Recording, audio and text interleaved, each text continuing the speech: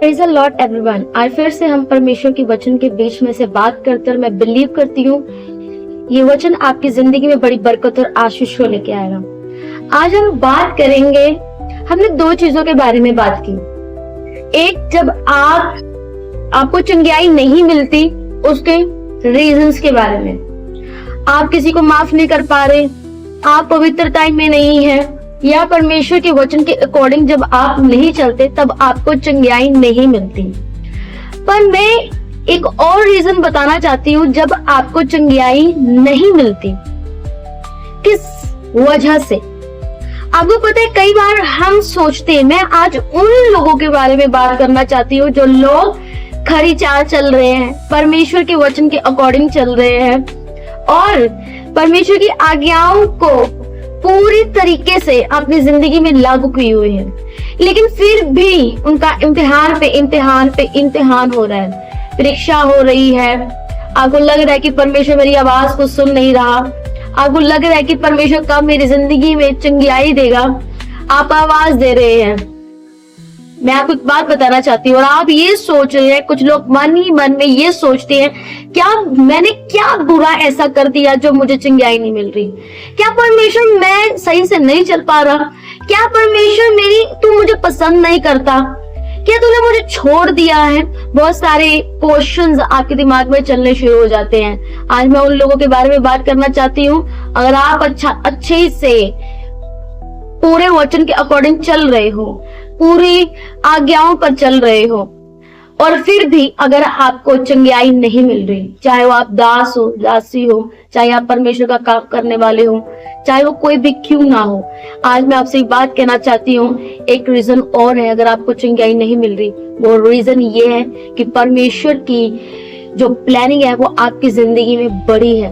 आपको पता है, कई बार हमें चंगियाई नहीं मिलती। मैं आज आपको अपनी जिंदगी के बारे में कुछ बताना चाहती हूँ। मेरी जिंदगी में कई बार ऐसे मोड़ आए जब मुझे चंगियाई की जरूरत थी, जब मैं अपने एक ऐसे स्टेज में थी जहाँ पे मुझे फिजिकल चंगियाई चाहिए थी, लेकिन मुझे नहीं मिल पा रही थी। और मैं ये सोच रही थी कि खुदावंद क्यों मेरे साथ ऐसा हो रहा है, मुझे क्यों नहीं मिल रही, मुझे क्यों चंगियाई नहीं मिल रही, क्यों मेरे ये बंधन नहीं टूट पा रहे, क्यों मैं बंधनों में जकड़ी हुई हूँ, क्यों ऐसा मेरे साथ हो रहा है। मैं वचन पे चल रही हूँ, मैं सब कुछ कर रही हूँ, मैं रोजा रख रही हूँ, मैं ढूंढ रही हूँ, मैं खोज रही हूँ, लेकिन फिर भी मैं तुझे क्यों नहीं पा रही हूँ? क्या रीजन है कि मुझे चंगियाई क्यों नहीं मिल रही? जब मैं लोगों के लिए प्रार्थना कर रही हूँ, तू मेरी सुन रहा है, लेकिन जब मेरी बारी आती है तो मुझे जवाब क्यों नहीं मिलता? क्यों मुझे जो मैं प्रेयर, खास जिस चीज के लिए प्रेयर कर रही हूँ, मुझे क्यों नहीं मिल रही? मेरे साथ ऐसा था, मुझे चंगियाई नहीं मिल रही थी, लेकिन मैं अपनी जिंदगी में ये चीज जरूर देख रही थी कि कहीं ना कहीं मेरी जिंदगी में परमेश्वर की उपस्थिति में ज्यादा महसूस कर पा रही थी। कहीं ना कहीं मैं परमेश्वर, मुझे चंगियाई नहीं मिल रही थी, लेकिन इसके बावजूद मैं परमेश्वर की उपस्थिति महसूस कर पा रही थी, परमेश्वर की प्रेजेंस को ज्यादा महसूस कर पा रही थी। इसका रीजन आज मुझे समझ में आता है। अगर आपको चंगियाई नहीं मिल रही, आपकी लाइफ में परमेश्वर की एक खास प्लानिंग है। अय्यूब ने क्या पाप किया था?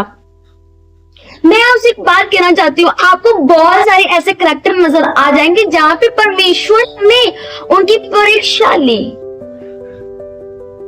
हालेलुया। आपको पता है, मैं जब अब्राहम के बारे में पढ़ती हूँ, मुझे एक बात बहुत अच्छी लगती है। क्या अब्राहम को परमेश्वर अब्राहम को पूरा परम मित्र मान रहा है? क्या एक परम मित्र ये नहीं जानता कि अब परमेश्वर अब्राहम को परम मित्र कह रहे हैं, यानी दोनों मित्र हुए कि आपस में ऐसे बात कर रहे हैं। क्या परमेश्वर अब्राहम को अपना मित्र मान रहे? क्या उसको नहीं पता कि अब्राहम की जिंदगी में क्या चल रहा है? सारा बाज है, सारा का बच्चा नहीं हो रहा। क्या उसको नहीं पता कि अब्राहम को क्या चाहिए, सारा क्या सह रही है? जब अब्राहम से परमेश्वर बात करता होगा, क्या उसको नहीं पता कि अब्राहम को किस चीज की जरूरत है? लेकिन मैं आपसे एक बात कहना चाहती हूँ, इस डिस्टेंस के बीच में, इस मैटर के बीच में कोई ज्यादा कन्वर्सेशन नहीं है, ज्यादा बातचीत नहीं है, लेकिन सोचिए, क्या अब्राहम को नहीं पता था? क्या परमेश्वर को नहीं पता था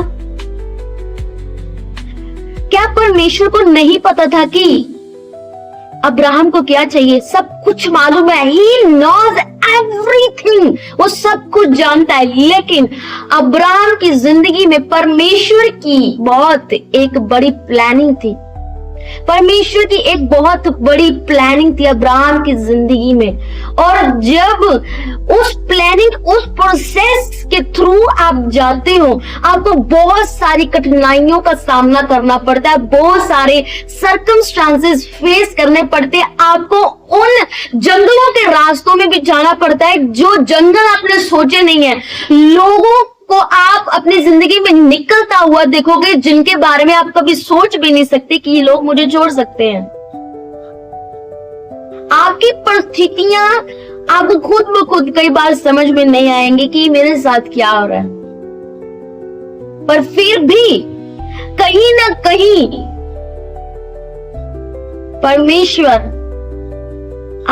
परमेश्वर की उपस्थिति आपको जरूर फील होगी। हो सकता है कई बार रहा हो, पर इसका मतलब ये नहीं है कि परमेश्वर आपको जान नहीं रहा और जांच नहीं रहा। आपको एक बात बताती हूँ, मोस्टली लोग गलती क्या करते हैं,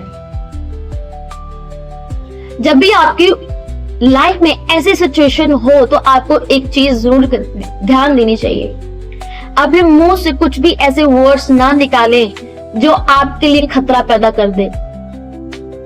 आपकी जिंदगी में कोई भी परिस्थिति क्यों ना हो, सर्कमस्टांसेस कोई भी क्यों ना हो, लेकिन एक बात का हमेशा ध्यान रखें, अगर आपकी जिंदगी में परिस्थितियां आपके अनुकूल नहीं है, फिर भी अगर आप अच्छे से चल रहे हो, चंगाई नहीं मिल रही, लेकिन फिर भी आपको अपनी जुबान पर कंट्रोल रखना है, क्योंकि परमेश्वर उस वक्त आपके विश्वास को परखता है और आपकी जुबान के हर एक अंगीकार को जांचता होता है कि ये क्या बोलता है। और शैतान ये चाहता है कि जब परिस्थितियां आपके अनुकूल ना हो तब आप मुंह से ऐसे वर्ड्स निकाले जो खुद के लिए आपके लिए कर्ज बन जाए,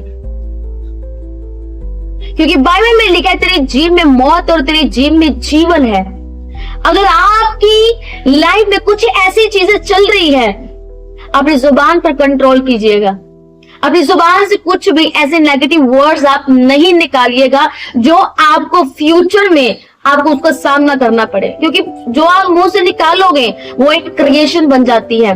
वो क्रिएशन जब आप करोगे, ऑलरेडी वो क्रिएशन हो जाती है जब आप मुंह से कुछ भी नेगेटिव वर्ड्स अपने लिए निकालते हो। एक तो आप चंगे नहीं हो, आप चंगियाई नहीं पा रहे हो, आपकी परख हो रही है, आपके विश्वास की परख हो रही है, परमेश्वर है आपके साथ।